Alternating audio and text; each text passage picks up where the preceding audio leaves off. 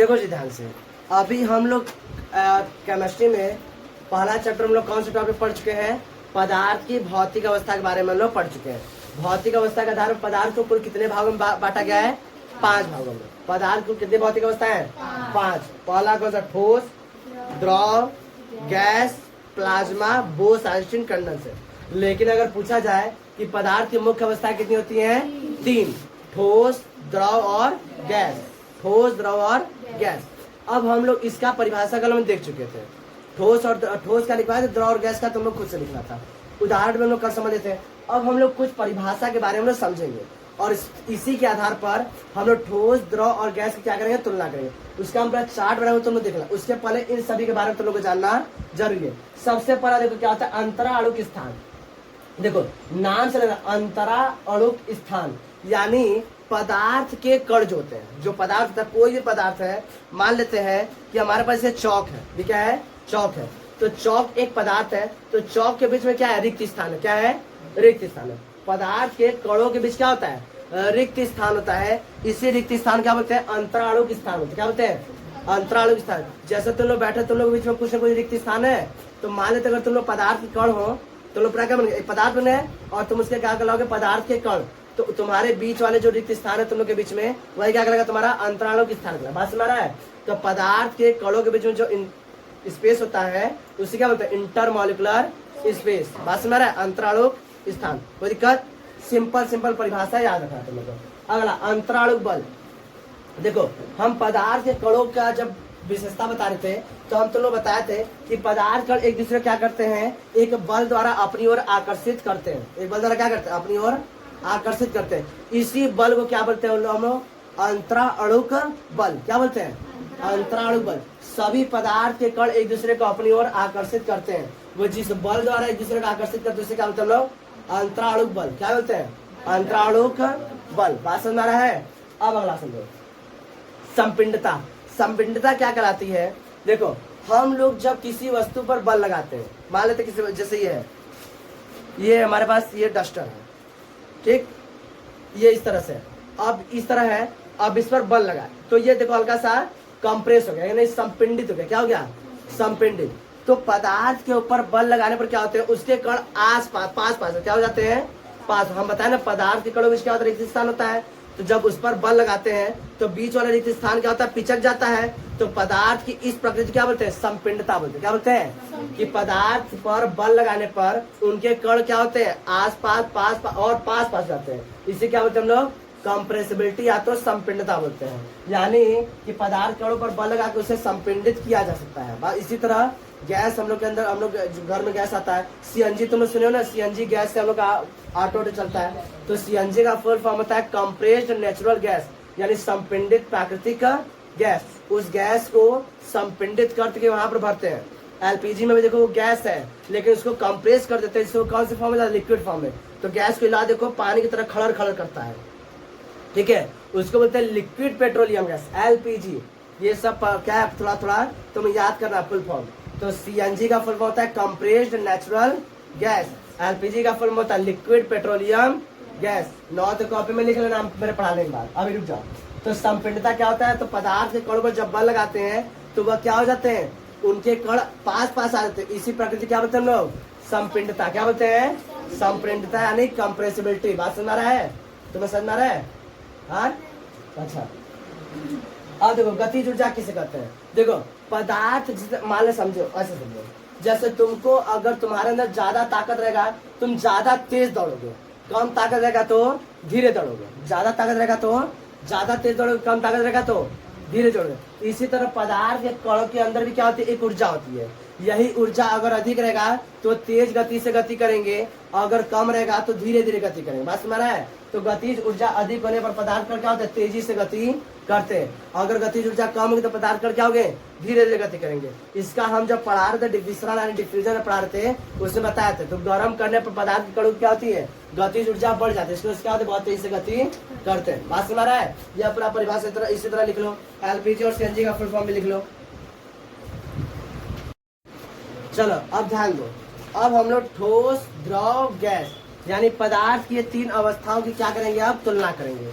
तो यह कुछ पदार्थ के गुण हैं जिस आधार पे हम लोग क्या करने जा रहे हैं, पदार्थ की तीन अवस्था ठोस, द्रव और गैस की क्या करेंगे, तुलना करेंगे। देखो सबसे पहला आकृति, तो तुम्हें पता है ठोस का आकृति क्या होता है, निश्चित होता है, जबकि द्रव और गैस का आकृति निश्चित नहीं होता, अनिश्चित होता है।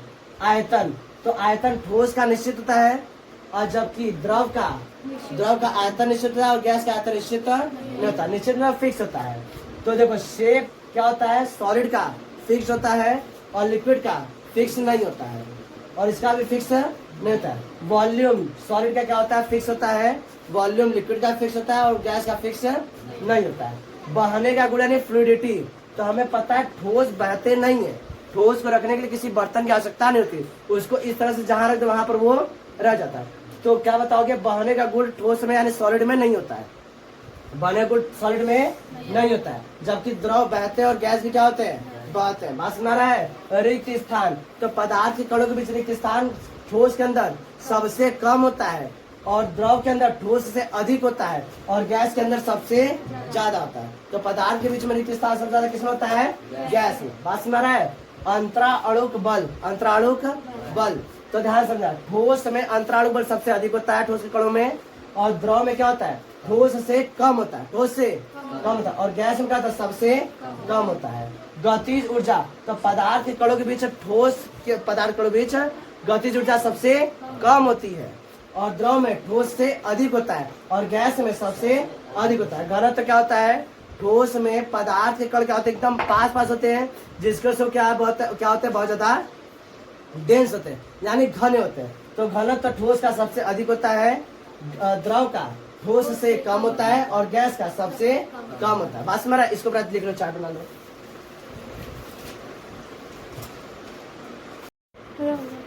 चलो जी, हम लोग यूपी बोर्ड क्लास 9th में केमिस्ट्री का चैप्टर 1 पढ़ रहे हैं। इसमें हम लोग कल क्या किए थे, पदार्थ की तीनों अवस्थाएं ठोस, द्रव, गैस में तुलना हम लोग कर चुके थे। जो पदार्थ की दो अवस्थाएं हैं ना, जिसे प्लाज्मा और बोस-आइंस्टीन कंडेंसेट हम बताए थे, आराम से चले जाओ, ठीक है, बोस-आइंस्टीन कंडेंसेट और प्लाज्मा बताए थे। ये हम लोग चैप्टर के लास्ट हम लोग देख लेंगे।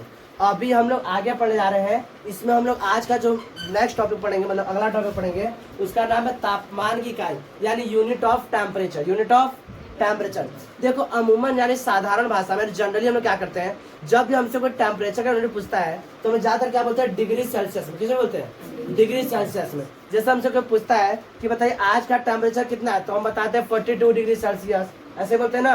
तो रूम टेम्परेचर कितना, 27 डिग्री सेल्सियस। वो बॉइलिंग पॉइंट कितना है वाटर का, तो 100 डिग्री सेल्सियस। फ्रीजिंग पॉइंट कितना है, 0 डिग्री सेल्सियस। मतलब आम भाषा हम लोग टेम्परेचर का यूनिट क्या यूज करते हैं, डिग्री सेल्सियस। लेकिन होता क्या है, टेम्परेचर का जो SI मात्रा होता है वो डिग्री सेल्सियस नहीं होता है। SI का मतलब होता है कि क्या होता है कि मतलब पूरे वर्ल्ड के पूरे वर्ल्ड के लगभग सभी देश के साइंटिस्ट एक जगह मिले थे और एक कमेटी बनाए थे, और उस कमेटी ने क्या किया है कि सभी फिजिकल क्वांटिटी का एक एक यूनिट डिसाइड कर दिया है। क्या कर दिया है, एक एक यूनिट डिसाइड कर दिया, मतलब इसी यूनिट में मेजर किया जाए। जैसे किलोग्राम, अरे सॉरी, वजन को किसे मेजर करना है तो किलोग्राम में, लेंथ को किसे मेजर करना है मीटर में। ये सब उसके क्या SI यूनिट है। इसी तरह टेम्परेचर का भी एक SI यूनिट बना दिया है, इसका क्या नाम है, केल्विन। क्या नाम है, केल्विन। तो याद रखना, टेम्परेचर का SI यूनिट क्या होता है, केल्विन होता है। क्या होता है, केल्विन होता है। लेकिन साधारण भाषा में हम लोग क्या यूज करते हैं, डिग्री सेल्सियस। तो ये नहीं कि हम लोग साधारण यूज करते हैं उसी को हम लोग क्या बोलते हैं, उसका SI मात्रा। SI मात्रा क्या होता है, केल्विन होता है। बात समझ रहा है। तो क्या बताओगे, साधारणतः हम क्या करते हैं, डिग्री सेल्सियस को तापमान की इकाई लिखते हैं। जैसे जल का क्वथनांक बिंदु 100 डिग्री सेल्सियस, जल का क्या होता है, मेल्टिंग पॉइंट यानी कि उसका गलने का बिंदु क्या बताओगे, 0 डिग्री सेल्सियस। रूम टेम्परेचर क्या होता है, 27 डिग्री सेल्सियस। हमारे आसपास का तापमान का टेम्परेचर कितना, हमारे आसपास का तापमान कितना, 40 डिग्री सेल्सियस। तो इसको टेम्परेचर डिग्री सेल्सियस में लिखते हैं, लेकिन इसका SI मात्रा, परंतु तापमान का SI मात्रा क्या होता है, केल्विन। तापमान का SI मात्रा क्या होता है, केल्विन। इसको K से रिप्रेजेंट करते हैं। एक बात याद रखना, जब लोग डिग्री फारेनहाइट लिखते हैं तो यहाँ पर छोटा सा गोला बनाते हैं ना, यहाँ पर डिग्री नहीं लिखते, उसमें क्या लिखते हैं, डायरेक्ट केल्विन, K लिखते। बात सुना रहा है। अब देखो, और पढ़ा केल्विन तथा डिग्री सेल्सियस में संबंध। ये प्रश्न ज्यादा बन जाते हैं, केल्विन तथा डिग्री सेल्सियस में संबंध। तो देखो होता क्या है, ये याद रखना, 0 डिग्री सेल्सियस बराबर 273.15 केल्विन होता है। 0 डिग्री सेल्सियस बराबर 273.15 केल्विन। किसी बुक में 1.6 भी लिख दिया है, किसी बुक में क्या लिखा है, 1.6। तो उससे मतलब नहीं है, हम लोग एनसीईआरटी को लेकर चल रहे हैं। एनसीईआरटी में 0 डिग्री सेल्सियस बराबर कितना लिखा है, 273.15 केल्विन। बात समझ में आया? तो 0 डिग्री सेल्सियस बराबर कितना लिखोगे, 273.15 केल्विन। लेकिन हम लोग सुविधा के लिए 0.15 को लोग नेगलेक्ट कर लेते हैं, यानी उसे हटा देते हैं, और 0 डिग्री सेल्सियस बराबर कितना मानते हैं, डायरेक्ट 273 केल्विन। कितना मानते हैं, 0 डिग्री सेल्सियस बराबर डायरेक्ट लिखते हैं 273 केल्विन। बात समझ में आया?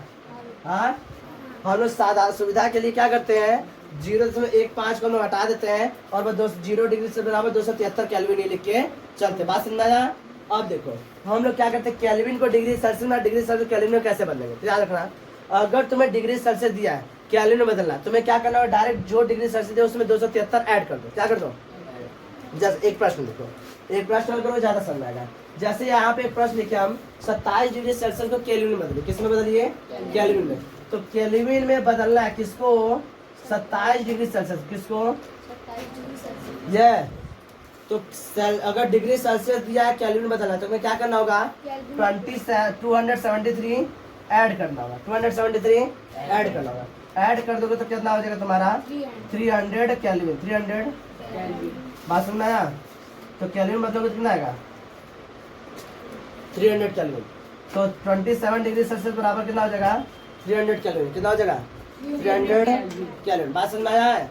इसी तरह अगर केल्विन को डिग्री सेल्सियस में बदलना है तो क्या करोगे, 273 माइनस कर दो। क्या कर दोगे, 273 माइनस। जैसे इधर देखो यहाँ पे, अगर तुम्हें किस में बदलना है, डिग्री सेल्सियस में, तुम्हें क्या करना, केल्विन में से 273 माइनस कर देना। ये दोनों फार्मूला लिख लो, एक फार्मूला ये है तुम्हारा, एक फार्मूला ये है। केल्विन में बदलना है, किसमें, केल्विन में, तो 273 ऐड करना होगा। डिग्री सेल्सियस में बदलना है तो 273 क्या करना होगा, माइनस करना होगा। बात सुन रहा है? ये लिख लो, तो क्वेश्चन हम सॉल्व कर लो।